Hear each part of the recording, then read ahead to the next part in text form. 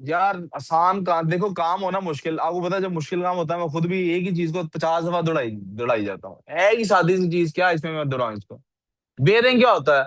Bearing is, आपको याद है हमने एक सी पोस्टुलेट पढ़ा था, है ना? और एक पढ़ा था जी पोस्टुलेट। याद है क्या थे सी पोस्टुलेट और जी पोस्टुलेट? Parallel sides. जब दो पैरेलल साइड्स को एक ही लाइन कट करे तो उनके कुछ एंगल्स को हम कह सकते हैं कि वो सिमिलर या सेम है। जी पोस्टुलेट और सी पोस्टुलेट में फर्क ये था, बेटा इधर ध्यान दो काम पे। सी पोस्टुलेट ये रिप्रेजेंट करती थी कि भाई अगर इस तरफ और इस तरफ ये एंगल 1 है, ये एंगल 2 है, इधर ये एंगल 3 है और ये एंगल 4 है। सी पोस्टुलेट कहती थी जनाब कि angle 1 plus angle 2 is equal to 180 degrees, angle 3 plus angle 4 is equal to 180 degrees. जहां भी सी बनता है, जहां भी क्या बनता है, सी बनता है, क्या बनता है?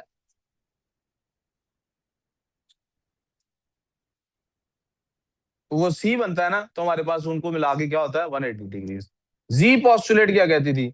जी पोस्टुलेट कहती थी भाई जहां भी दो पैरेलल लाइंस के दरमियान में ऐसी कोई सिचुएशन बनती है तो आप देखें उनके जो इंटरनल एंगल्स हैं वो बराबर होते हैं। वो क्या होते हैं? और एक्सटर्नल्स भी बराबर होते हैं, इनके ये एंगल्स बराबर होंगे। कौन कौन से एंगल बराबर होंगे? एंगल 1 इसको कह देते हैं, इसको एंगल 2 कह देते हैं, इसको एंगल 3 कह देते हैं, हम्म एंगल 3 कह देते हैं इसको, और एंगल 4 कह देते हैं इसको। वो कहता है angle 1 is equal to angle 2, angle 3 is equal to angle 4। इससे ज्यादा कोई बहस इसमें? ये दोनों क्या बेरिंग्स में होती है? नहीं। बेरिंग्स क्या होती है? What is bearings? It is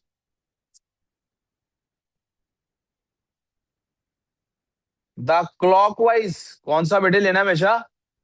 clockwise angle. बेटे हमदान आपका ध्यान नहीं इधर। The clockwise angle from north face, कौन सा फेस? North face to the joining line of 2 points is bearing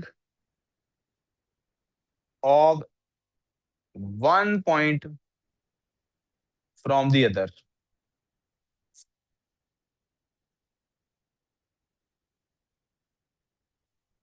मिसाल के तौर पे, फॉर एग्जांपल,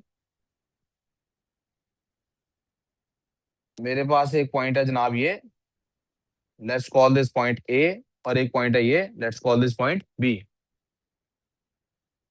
मुझे बेरिंग निकालनी है। ये एक मेरे पास लाइन है विच शोज नॉर्थ, एक लाइन ये है जो ए और बी को कंबाइन करती है, जो ए और बी को कंबाइन करती है। प्यारे बच्चों, ये जो है मेरे पास, this from north to this line, ये है, ये लाइन किसको रिप्रेजेंट करती है?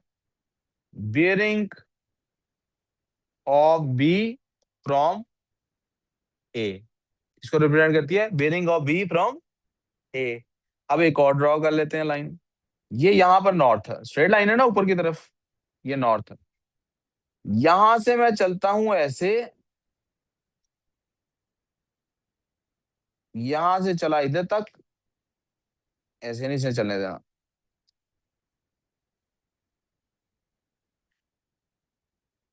ऐसे इसने चलने देना।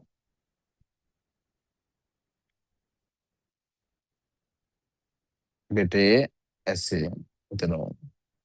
ये तवज्जो आपकी जरा 100% चाहिए।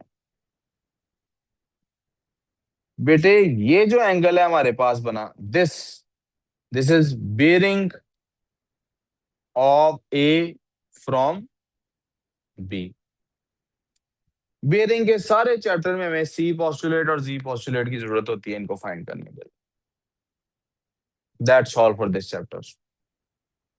आगे सिर्फ इनके एक्सरसाइज के क्वेश्चंस है, मैंने आपको वर्कशीट्स भेजनी है, आपने घर से मैक्सिमम ट्राई करनी है, और हम इंशाल्लाह कल उनको बारी बारी डिस्कस करेंगे। मैं आपको सीक्वेंस बता दूंगा किस सीक्वेंस से आपने करके आनी है। लाभिज फी माइंड।